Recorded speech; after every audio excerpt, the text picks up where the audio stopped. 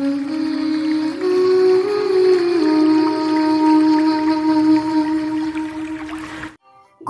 పావురం స్నేహం.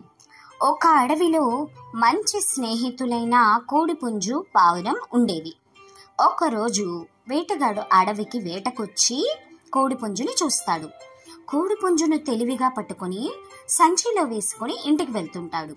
ఇదంతా చెట్టు మీద నుంచి గమనించిన పావురం స్నేహితుణ్ణి ఎలాగైనా కాపాడాలనుకుంటుంది.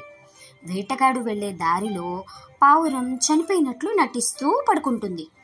పావురాన్ని చూసిన వేటగాడు దాన్ని కూడా తన సంచిలో వేసుకోవాలనే ఆశతో సంచిని పక్కన పెట్టి పావురాన్ని తీయాలని చూస్తాడు. ఇంతలో తప్పించుకోవాలనుకొని విలువిల్లాడుతున్న కోడి సంచి నుంచి పారిపోతుంది. దీంతో పావురాన్ని పట్టుకునేలోపు పావురం కూడా ఎగిరిపోతుంది. ఇలా పావురం వేటగాన్ని మోసం చేసి కోడిపుంజుని కాపాడుతుంది. ఆపదలో ఉన్న స్నేహితులని ఆదుకోవాలి.